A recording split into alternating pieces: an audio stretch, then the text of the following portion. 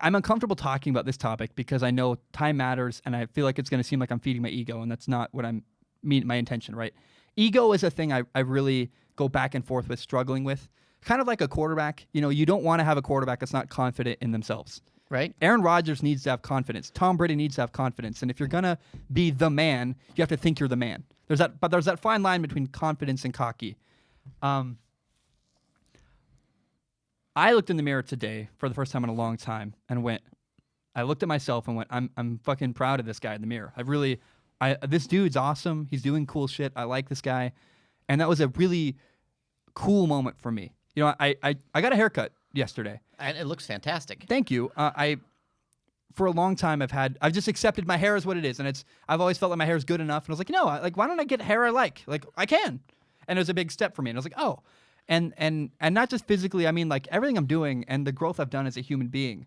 I met with my high school, I've had the same friends for 6 years. Like me and my best friends, the same guys I was hanging out with 6 years ago, we're still best friends. We still talk. We made dinner together last night. I brought my girlfriend to hang out with, and we sat in the hot tub at my buddy's house.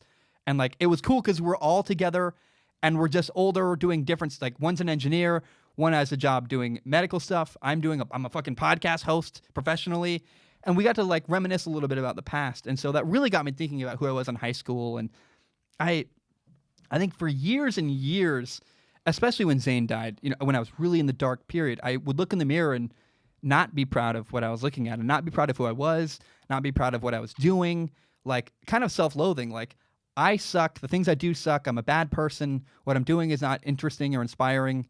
And it's so cool to like look in the mirror and be like, dude, your plan is awesome. You're an attractive dude. Like, to feel good about yourself is a really nice feeling. So is it okay to be proud of yourself? Yeah.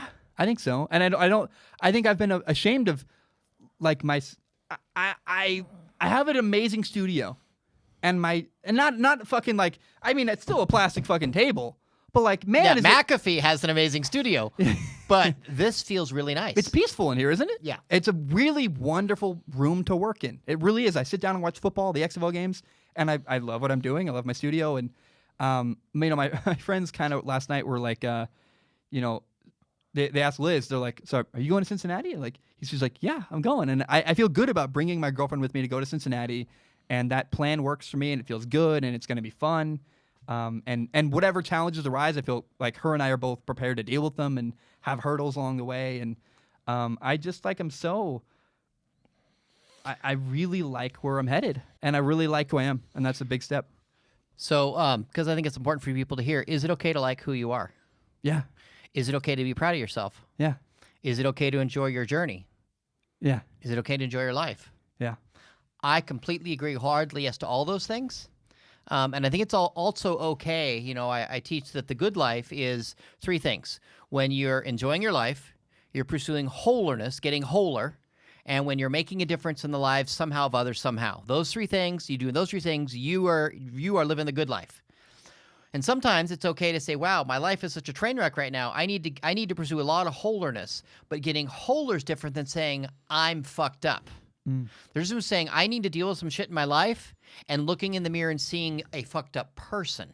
And I think there's a lot of people that have a story in their heads that they don't know that they have that says it's not okay to be proud of yourself. It's not okay to feel good about yourself. That's wrong. That's arrogant. That's bad. And they don't know why. And if someone's watching this video and they're feeling unsettled that you feel proud of yourself, unsettled that you like yourself, unsettled that you like your journey, I would encourage them to look at that, because I want them to imagine they have a kid. You want your kid to feel good about themselves. You want your kid to enjoy their journey. You want your kid to enjoy your life. And I'm your father, so I literally want you to enjoy your life. I want you to feel good about yourself. I want you to enjoy your journey. Now, I don't want you to shine on bullshit about the broken parts of your life. I'm not saying that. I want you to deal with broken parts of your life, but there's a difference between broken parts of your life and feeling ashamed that you're broken. There's a difference between saying, to not feeling good about yourself. You should feel good about yourself.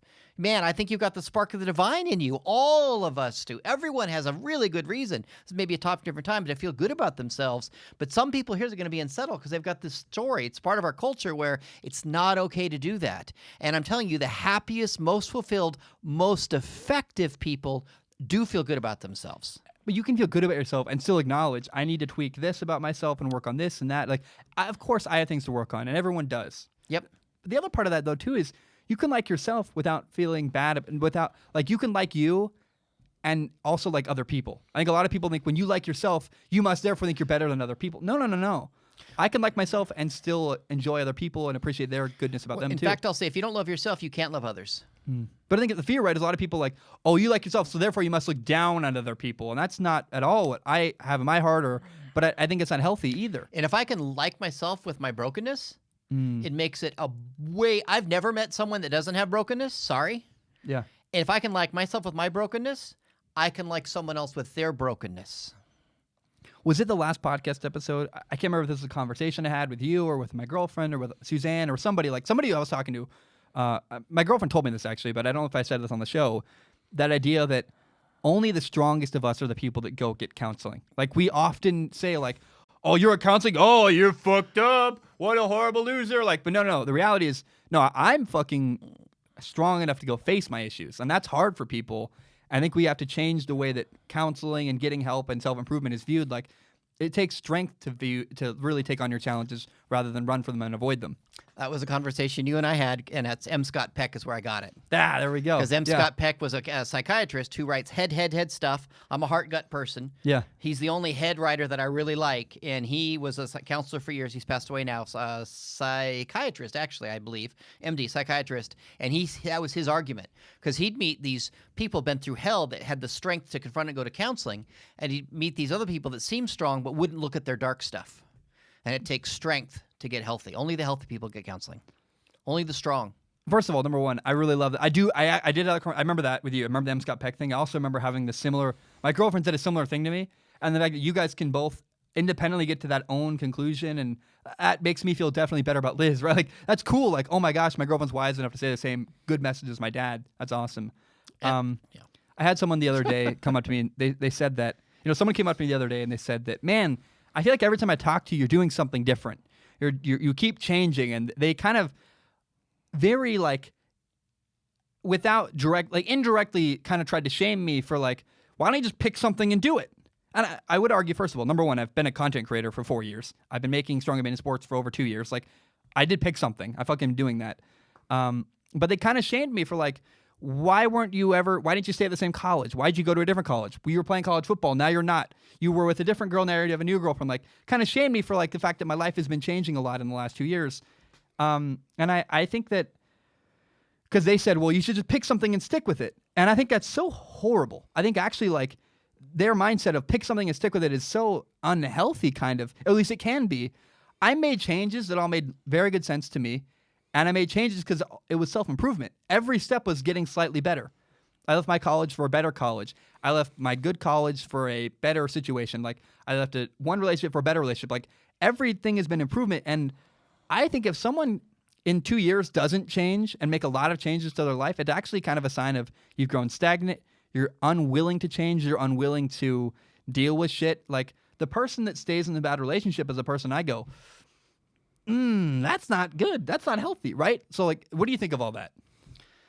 I think change is good, and I think that I think if you have a good life, if you have a good career, and your kids are 5 and 6, or 5 and 7, 6 is too close, 5 and 7, and you have a good career, and you got a nice home life, and your wife's good, and you get to play softball once a week, or bowling, or you're you have stability in your life, and things are good. Yeah. Then there's nothing to change right then. Enjoy that season. Yeah. Because your 5-year-old and 7-year-old sooner than you realize won't want to do Halloween.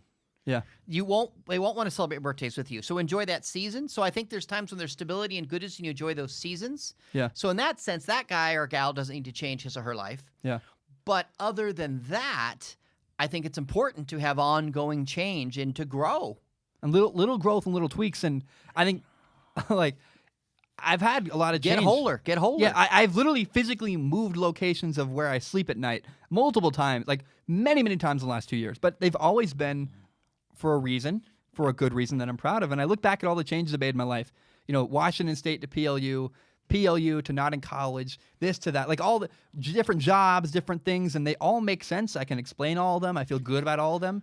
And where I'm at now is fucking awesome. And I'm about to move to Cincinnati. I think they're like, you're going to fucking move again. Like they were really like, what the fuck? Like, cause I went from being shamed to go, hey, yeah, I'm about to move to Cincinnati. And I kind of threw it in their face a little bit. And they're like, oh, what the hell? But Cincinnati's going to be awesome. It's going to be a brief chapter. It's going to be fun. You're an adventurer going on adventures. Yeah. And there may be a season in your life where you don't do that for a while. Like, oh, I'm going to be here for the next 10 years or 5 years, and you're okay with that. Yep. But right now you're doing adventures, and that's okay. But for some people, it's unsettling. Do you know, you've heard of the pioneers and the settlers, right? Mm-hmm. The settlers would come so far across the Oregon Trail and stop at a city and say, we've come far enough. Yeah. And they settled.